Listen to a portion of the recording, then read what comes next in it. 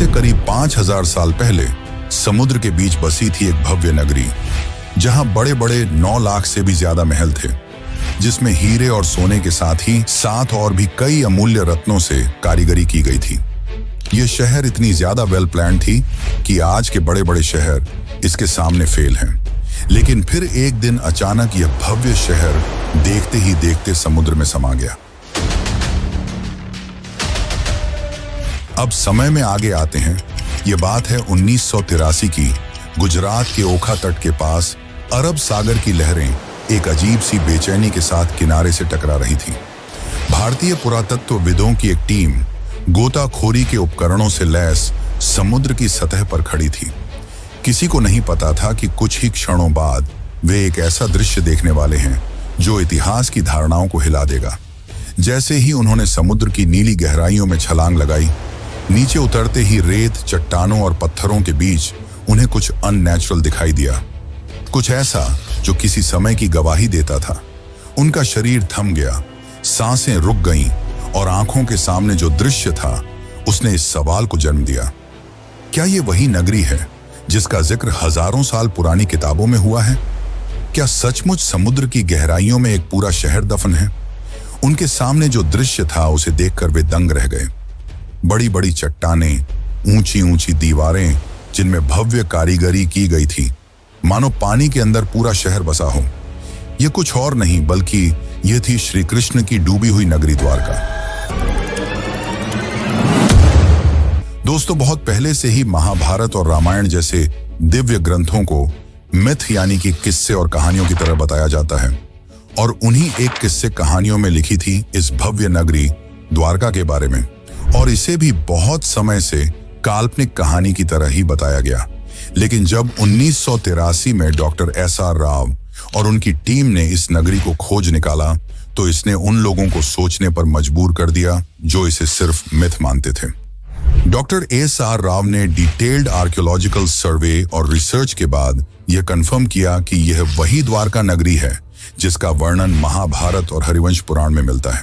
तो आखिर ऐसा क्या हुआ कि द्वारका जैसी समृद्ध शहर एक ही झटके में पानी के अंदर समा गई, और रिसर्च के दौरान डॉक्टर राव और अन्य आर्कियोलॉजिस्ट को ऐसा क्या मिला जिसने उन्हें चौंका के रख दिया?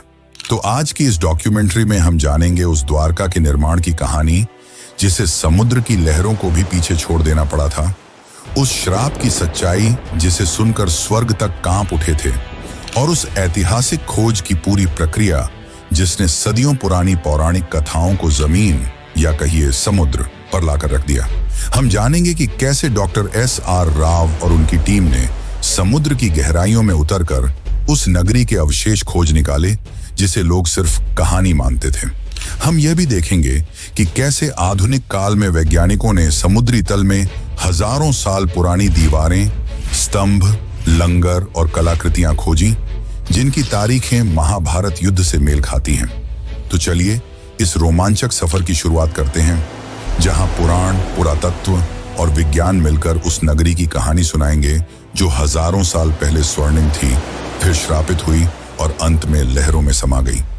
लेकिन उससे पहले अगर आपको वीडियो अच्छी लग रही है तो इसे लाइक करके कमेंट में हरे कृष्णा जरूर लिखें।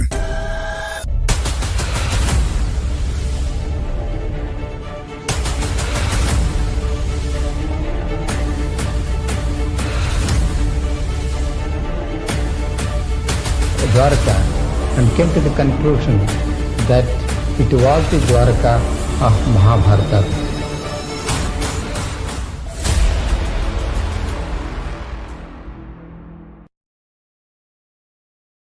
बहुत समय पहले जब मथुरा में कंस का आतंक अपनी चरम पर था, तब श्री कृष्ण ने कंस का वध कर नगरवासियों को उसके अत्याचार से मुक्त किया, जिसके बाद श्री कृष्ण मथुरा में ही बस गए। लेकिन कंस की मृत्यु से क्रोधित होकर कंस के ससुर जरासंध ने मथुरा पर लगभग 17 बार हमले किए। हालांकि इन हमलों में जीत श्री कृष्ण की ही हुई, पर बार बार इन हमलों से परेशान होकर श्री कृष्ण ने मथुरा छोड़कर चले जाना ही उचित समझा, और इस निर्णय ने उन्हें प्रेरित किया एक असाधारण नगरी के निर्माण करने का, जो थी द्वारका। श्री कृष्ण समुद्र तट पर गए और समुद्र देव से प्रार्थना की, हे वरुण देव, मुझे मेरी प्रजा के लिए शांति और सुरक्षा चाहिए। मुझे अपनी गोद से एक टुकड़ा भूमि दो जहां मैं एक नई नगरी बसाऊं।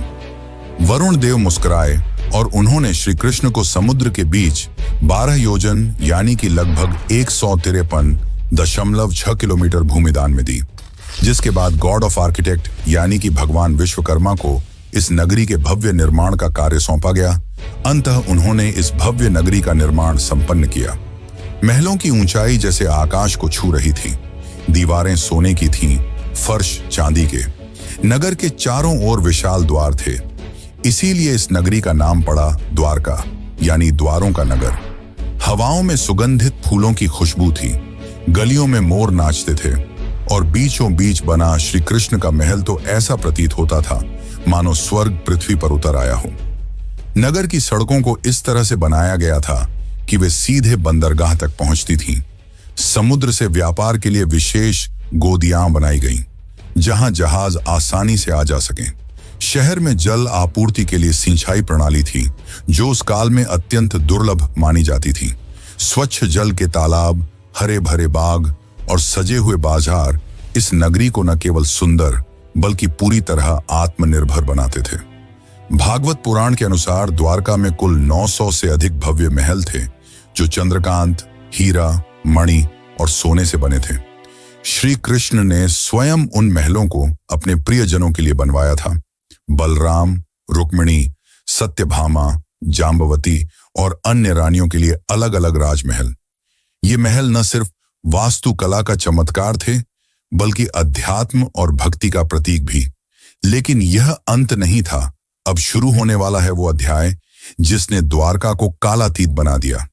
एक ऐसा नगर जिसे स्वयं भगवान ने बसाया, देवताओं ने सजाया और समय ने इतिहास में दर्ज कर दिया। लेकिन जहां निर्माण होता है, वहीं विनाश भी इंतजार करता है। द्वारका की यह स्वर्ण गाथा आगे चलकर एक ऐसे श्राप की छाया में डूबेगी जिसकी कल्पना तक किसी ने न की थी। महाभारत का युद्ध समाप्त हो चुका था। धूल में लथपथ योद्धाओं के शव, बिखरे हुए अस्त्र शस्त्र और खून से लाल धरती, कौरवों का विनाश हो चुका था। अपने पुत्रों की यह दशा देखकर गांधारी काफी क्रोधित हो गई। उनका मानना था कि यदि श्री कृष्ण चाहते तो यह युद्ध होता ही नहीं, परंतु उन्होंने ऐसा नहीं किया। जिससे क्रोधित होकर गांधारी ने श्री कृष्ण को श्राप दिया कि जिस प्रकार मेरे वंश का विनाश हुआ है, ठीक उसी प्रकार तुम्हारे भी वंश का विनाश हो जाएगा। इस श्राप ने यदुवंश के विनाश की नींव रख दी। लेकिन एक और कारण है जिसके चलते द्वारका का विनाश हुआ। दरअसल एक समय की बात है, द्वारका के पास एक स्थल जिसका नाम पिंडारक था, वहां एक दिन प्रमुख ऋषिगण पधारे।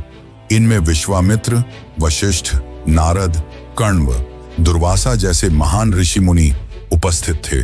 उन ऋषियों को देख श्री कृष्ण के पुत्र सांब और उसके कुछ मित्रों ने मिलकर शरारत करने की सोची। सांब ने एक गर्भवती स्त्री का रूप धारण कर लिया और उन ऋषियों के पास पहुंचे। इस बात से अनजान कि वे ऋषि कोई साधारण साधु संत नहीं, बल्कि त्रिकालदर्शी थे, जिन्हें सब कुछ मालूम था। सांब और उसके मित्र उनके निकट गए और उनकी तपस्या भंग कर ऋषियों से अपने होने वाले बच्चे के बारे में पूछने लगे। अपना इस तरह अपमान होता देख मुनिगण गुस्सा हो गए और उन्होंने सांब को यह श्राप दिया कि तुम एक लोहे के मुशल को जन्म दोगे जो यदुवंश के विनाश का कारण बनेगी। सांब और उनके साथी भयभीत हो उठे। उन्होंने माफी मांगी, पर अब कुछ नहीं हो सकता था। कुछ दिनों बाद वही हुआ जो भविष्यवाणी की गई थी। जब सांब सुबह उठा तो उसके कपड़ों में एक भारी भरकम मुशल मिला। यह दृश्य देख यदुवंशी चिंतित हो उठे और जब यह बात श्री कृष्ण के नाना राजा उग्रसेन को पता चली तो उन्होंने मुशल के छोटे छोटे टुकड़े कर समुद्र में फेंकने का आदेश दिया। और जैसे ही यह टुकड़े समुद्र में फेंके गए, एक विशाल मछली ने वह टुकड़े खा लिए। कुछ समय बाद जब कुछ मछुआरों ने उस मछली को पकड़ा और जब उसे काटा गया तो उसके पेट से लोहे के टुकड़े निकले। उन मछुआरों ने वह टुकड़े एक जरा नामक शिकारी को बेच दिए। अब वह शिकारी इन टुकड़ों से अपनी तीर बना रहा था और दूसरी ओर द्वारका में स्थिति धीरे धीरे खराब होने लगी थी। गांधारी के श्राप का असर दिखाई देने लगा था। जैसे जैसे समय बीतता गया, यदुवंश के लोगों में अहंकार बढ़ता गया। भोग विलास, मदिरा और दुराचार ने धर्म और मर्यादा का स्थान ले लिया था। नैतिकता समाप्त हो चुकी थी। फिर एक दिन, जिसे आज भी प्रभास त्रिकाल के नाम से जाना जाता है, यदुवंश के वीरों ने समुद्र किनारे एक उत्सव आयोजित किया। शराब, घमंड और गाली गलौच ने मिलकर उस उत्सव को युद्ध भूमि में बदल दिया। वे आपस में ही लड़ने लगे। जिन हथियारों से उन्होंने युद्ध जीते थे, उन्हीं से वे एक दूसरे को मारने लगे। श्री कृष्ण समझ चुके थे कि अब विनाश निकट है, जिसके पश्चात वे वन की ओर चल पड़े और वहां एक वृक्ष के नीचे विश्राम करने लगे। तभी वहां वह शिकारी पहुंचा जिसने उस मुशल के टुकड़े से तीर बनाए थे।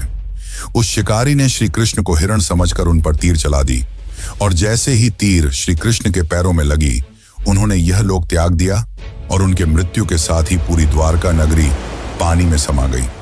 इस प्रकार द्वारका का वह वैभवशाली अध्याय समाप्त हुआ। वह नगर जिसे स्वयं भगवान ने बसाया था, जिसने एक युग देखा था, अब रह गया केवल शास्त्रों के पन्नों में और समुद्र की खामोशी में छिपी एक अमर स्मृति के रूप में।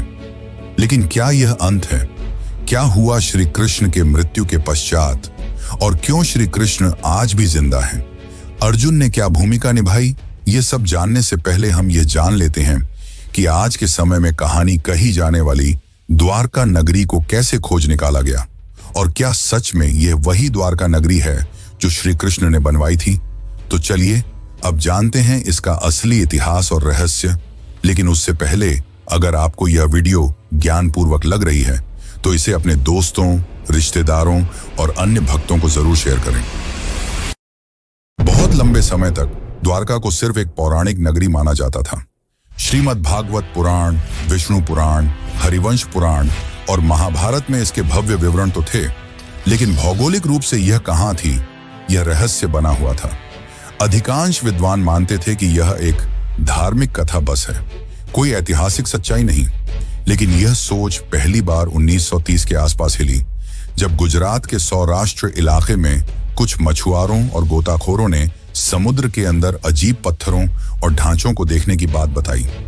यहां तक कि कुछ पायलटों ने, जो अरब सागर के ऊपर उड़ान भर रहे थे, बताया कि उन्होंने पानी के नीचे सीधी रेखाओं जैसी आकृतियां देखी हैं, जैसे कोई पुराना शहर हो। यहीं से उस राज की तलाश शुरू हुई जिसने एक प्राचीन कहानी को एक खोज में बदल दिया। फिर आया साल 1963, जब भारतीय पुरातत्व सर्वेक्षण विभाग यानी कि ASI ने पहली बार बेट द्वारका के पास खुदाई शुरू की। ये वही इलाका था जिसे स्थानीय लोग सदियों से भगवान श्री कृष्ण की नगरी मानते आए थे। खुदाई में वहां से कई प्राचीन बर्तन, मूर्तियां और पक्के ढांचे मिले। इससे ये तो साबित हो गया कि यह जगह काफी पुरानी है, लेकिन इससे द्वारका की असली पहचान अभी भी पूरी तरह साफ नहीं हुई थी। इसके कुछ साल बाद 1970 के दशक में एक और बड़ा सुराग मिला। जामनगर के सरकारी रिकॉर्ड में एक प्राचीन ताम्रपत्र का जिक्र था, जो करीब 6ठी शताब्दी का बताया गया। यह ताम्रपत्र सिंधदत्य नाम के राजा से जुड़ा था और उसमें साफ साफ लिखा था कि यहाँ भगवान श्री कृष्ण निवास करते थे। यह ऐसा पहला ऐतिहासिक दस्तावेज था जिसमें धर्म और इतिहास आपस में जुड़ते नजर आए। इससे इतिहासकारों को पहली बार यह लगा कि द्वारका सिर्फ एक कल्पना नहीं, बल्कि शायद एक खोया हुआ सच है। इसके बाद इस खोज को सही दिशा दी SR राव ने। वे ASI के वरिष्ठ अधिकारी थे और भारत के शुरुआती समुद्री पुरातत्वविदों में से एक माने जाते हैं। उन्हें महाभारत और पुराने ग्रंथों की बातों पर भरोसा था। उन्होंने उन विवरणों की तुलना आधुनिक समुद्री नक्शों से की और पाया कि अगर द्वारका सच में कभी बसी थी तो वह गुजरात के पश्चिमी तट पर ही रही होगी। इसी सोच से 1979 में भारत में पहली बार समुद्र के नीचे पुरातात्विक खोज की नींव रखी गई। डॉक्टर राव ने गोवा स्थित नेशनल इंस्टीट्यूट ऑफ ओशनोग्राफी यानी कि NIO की मदद ली और एक नई खोज का अभियान शुरू किया। यह काम आसान नहीं था। न तो उस दौर में भारत के पास अच्छे उपकरण थे, न ही आधुनिक तकनीक। फिर भी उन्होंने स्थानीय मछुआरों, गोताखोरों, पुरानी नावों और शुरुआती सोनार तकनीक की मदद से समुद्र के अंदर छिपे राज को ढूंढना शुरू किया। और इसी दौरान समुद्र की सतह के नीचे उन्हें कुछ ऐसे ढांचे दिखाई देने लगे जो किसी भी नजरिए से प्राकृतिक नहीं लगते थे। वहां पत्थरों की लंबी दीवारें थीं, बड़े बड़े खंभे थे और ऐसे लंगर भी मिले जो साफ बताते थे कि वहां कभी जहाज आते जाते रहे होंगे। यानी ये जगह एक पुराना बंदरगाह रहा होगा। लेकिन ये तो बस शुरुआत थी, असली खुलासे तो अभी बाकी थे। 1979 की खोज ने एक ऐसा दरवाजा खोल दिया था जिसके पीछे छुपी थी एक बहुत पुरानी, लगभग भूली हुई कहानी। अब 1980 का दशक उस कहानी को सच साबित करने की जिद बन चुका था, और इस जिद की सबसे बड़ी वजह थे doctor S.R. Rao. Doctor Rao को महाभारत और पुराणों में लिखी बातों पर पूरा भरोसा था। उन्होंने उन ग्रंथों के नक्शों और विवरणों को पढ़ा, समझा और फिर आधुनिक समुद्री मानचित्रों से मिलाया। उन्हें यकीन था कि श्री कृष्ण की वो नगरी, जिसे दुनिया ने बस एक कहानी मान लिया था, वो कहीं ना कहीं अरब सागर के नीचे आज भी मौजूद है। लेकिन उनका ये सफर बिल्कुल भी आसान नहीं था। उस समय भारत में समुद्री खुदाई यानी कि मरीन आर्कियोलॉजी एक बिल्कुल नया क्षेत्र था। न सरकार के पास इस काम के लिए पर्याप्त पैसा था, न वैज्ञानिकों को इस बात पर भरोसा कि समुद्र के नीचे कोई शहर भी हो सकता है। बहुत सारे लोग इस प्रयास को बस धार्मिक सोच का हिस्सा मानते थे। कई लोगों ने डॉक्टर राव से कहा, पौराणिक कथाओं को इतिहास से जोड़ने का क्या फायदा, लेकिन उन्होंने कभी हार नहीं मानी। डॉक्टर राव ने ASI और गोवा के नेशनल इंस्टीट्यूट ऑफ ओशनोग्राफी के साथ मिलकर एक समुद्री अभियान शुरू किया। इंडियन नेवी के गोताखोरों की भी मदद ली गई, लेकिन चुनौती सिर्फ यह नहीं थी कि लोग विश्वास नहीं कर रहे थे। असली मुश्किल थी टेक्नोलॉजी और संसाधनों की कमी। उस समय न तो सोनर जैसी आधुनिक तकनीक थी, न ही पानी के अंदर काम करने वाले रोबोट्स। डाइवर्स को अपने हाथों से समुद्र की सतह को टटोलना पड़ता था। 1980 के दशक में, यानी लगभग 40 साल पहले, समुद्र में जाकर खुदाई करना कोई आसान काम नहीं था।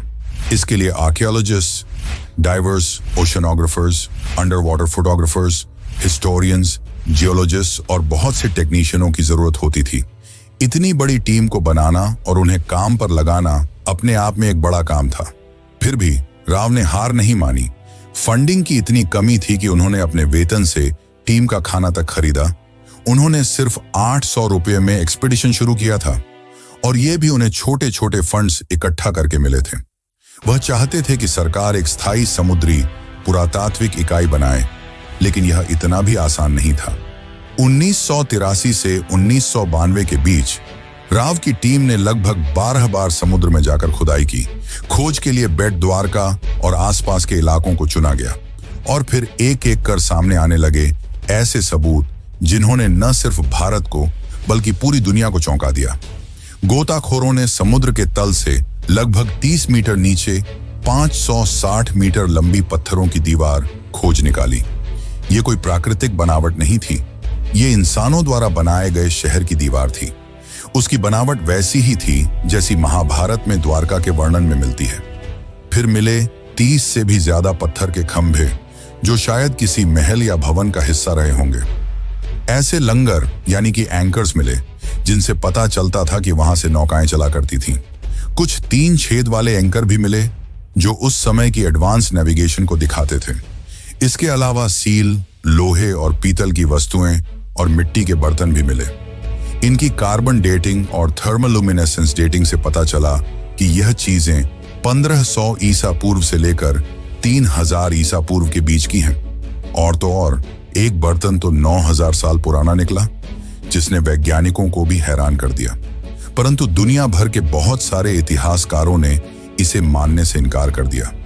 उन्हें यह एक माइथ रिवाइवल यानी सिर्फ धर्म को प्रचारित करने की कोशिश लगी।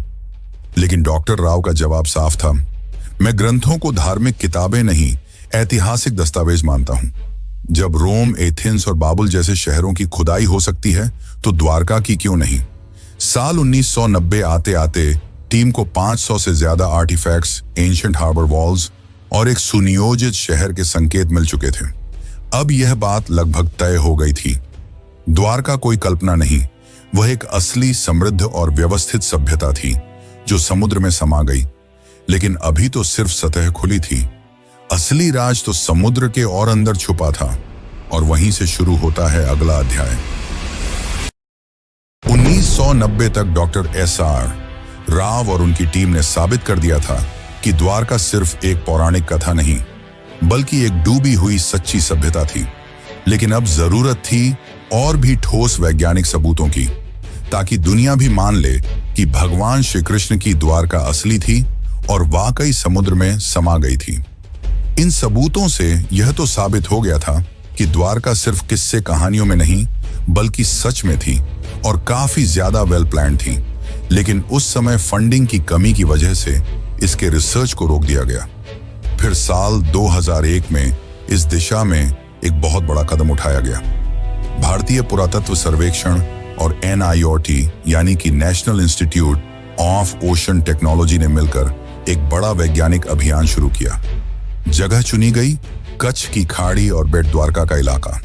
इस बार अभियान में सिर्फ पुरातत्वविद ही नहीं बल्कि समुद्र वैज्ञानिक, भूगर्भ शास्त्री, नौसेना के गोताखोर, सोनार तकनीक के विशेषज्ञ और इंटरनेशनल कार्बन डेटिंग लैब्स भी जुड़े थे।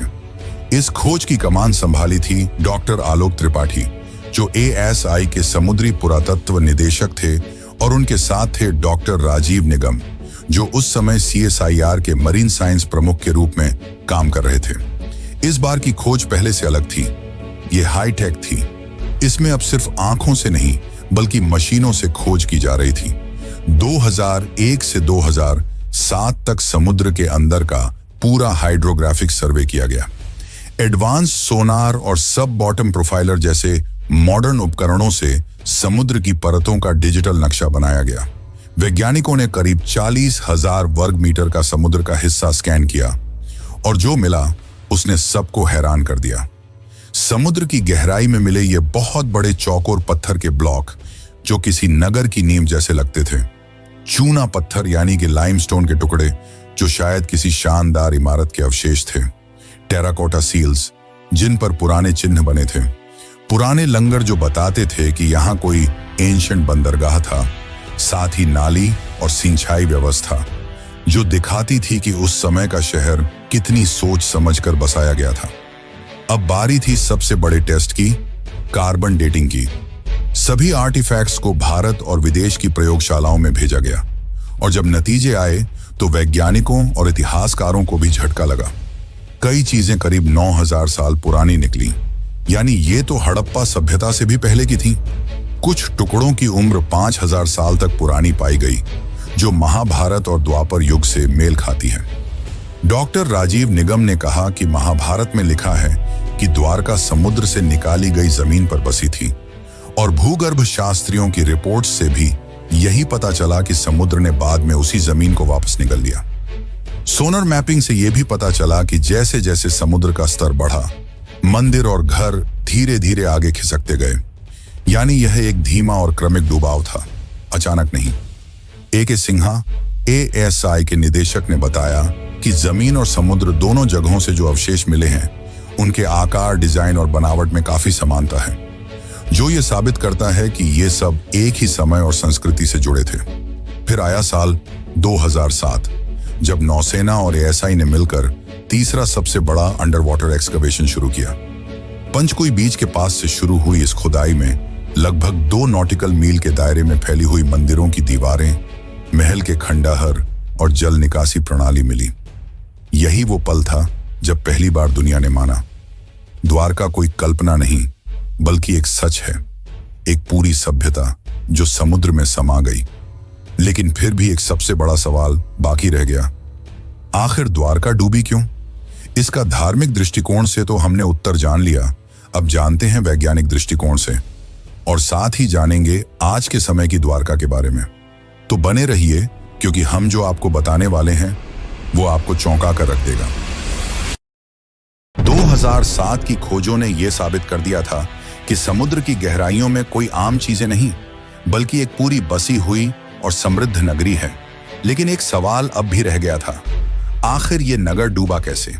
क्या वाकई ये कोई श्राप था जैसा ग्रंथों में लिखा है, या फिर इसके पीछे कोई प्राकृतिक और वैज्ञानिक वजह थी? इन सवालों के जवाब ढूंढने के लिए वैज्ञानिकों ने रुख किया ओशनोग्राफी यानी कि समुद्र विज्ञान और जियोलॉजी यानी कि भूगर्भ शास्त्र की ओर। अब तक जो मिला था वो सब प्रमाण तो थे, लेकिन अब जरूरत थी समय को मापने की, ये जानने की कि जब द्वारका बसी थी तब समुद्र में ऐसा क्या हुआ जो वो सब कुछ निगल गया। इस पूरे शोध का आधार बना सी लेवल राइज थ्योरी। अमेरिका की SSCSM यूनिवर्सिटी के प्रोफेसर रेंस ने एक अध्ययन किया जिसमें अरब सागर के सी लेवल को 20,000 सालों के डेटा के जरिए ट्रैक किया गया था। इस रिसर्च के मुताबिक 9,000 साल पहले यानी करीब 11,000 साल पहले समुद्र का स्तर आज के मुकाबले 25 मीटर नीचे था। 5,000 ईसा पूर्व के बीच समुद्र अचानक बहुत तेजी से कई मीटर तक ऊपर उठ गया। वैज्ञानिक मानते हैं कि यह घटना किसी सुनामी या समुद्री आपदा का संकेत देती है। और यह सिर्फ अरब सागर में नहीं हुआ। जब वैज्ञानिकों ने दुनिया के बाकी हिस्सों से मिले सी लेवल डेटा से इस जानकारी की तुलना की तो कैरेबियन द्वीप, इंडोनेशिया और दक्षिण अमेरिका जैसी जगहों पर भी उस दौर में बड़ी बड़ी समुद्री हलचलें और सुनामी के सबूत मिले। इसका मतलब था कि यह घटना सिर्फ भारत तक सीमित नहीं थी, बल्कि पूरी दुनिया में उस समय कुछ बड़ा हो रहा था। और ठीक इसी समय महाभारत के अनुसार श्री कृष्ण ने पृथ्वी का त्याग किया था और कलियुग की शुरुआत हुई थी। अब सारे वैज्ञानिक और ऐतिहासिक सबूत एक ही तरफ इशारा कर रहे थे। द्वारका का डूबना कोई कल्पना नहीं, बल्कि एक सचमुच की ऐतिहासिक घटना थी जिसमें प्राकृतिक आपदा, समय का चक्र और शायद कर्मों की प्रतीकात्मक कहानी सब एक साथ जुड़ गए थे। और फिर आया साल 2024, जब भारत सरकार ने इस पूरे रहस्य को दुनिया के सामने लाने का फैसला किया। 25 फरवरी 2024 को प्रधानमंत्री नरेंद्र मोदी खुद गुजरात के पंचकुई बीच पहुंचे। उनके साथ थी भारतीय नौसेना, ASI, NIOT और वैज्ञानिकों की एक टीम जो स्कूबा डाइविंग से समुद्र की गहराइयों में जाने वाली थी, वहीं जहां श्री कृष्ण की नगरी कभी खड़ी थी। ये कोई आम डाइव नहीं थी, ये इतिहास से साक्षात्कार था। जैसे ही प्रधानमंत्री समुद्र में उतरे, वहां पत्थर के स्तंभ, लंगर, मंदिर की नींव और प्राचीन दीवारें दिखाई दी। मोदी जी ने खुद समुद्र की गोद में मोरपंख अर्पित किया, जो श्री कृष्ण की स्मृति और भारत की सनातन विरासत को फिर से जीवंत करने का प्रतीक था। इसके बाद उन्होंने द्वारिकाधीश मंदिर में जाकर श्री कृष्ण और रुक्मिणी माता के दर्शन किए। मंदिर की 52 गज की ध्वजा, जो हर दिन 5 बार बदली जाती है, आज फिर हवा में लहराई, मानो ये संकेत दे रही हो कि द्वारका की सच्चाई अब दुनिया के सामने है। आज की तारीख में द्वारका 2 भागों में बसी है। एक जो है जहां लाखों श्रद्धालु हर साल दर्शन के लिए आते हैं, और दूसरी जो समुद्र के नीचे है, जिसे आज पूरी दुनिया जानती है the lost city of Krishna के नाम से। इस 90 साल की खोज, संघर्ष और वैज्ञानिक यात्रा ने दुनिया को यह दिखा दिया कि श्रद्धा सिर्फ आस्था नहीं, वो इतिहास की नींव भी बन सकती है।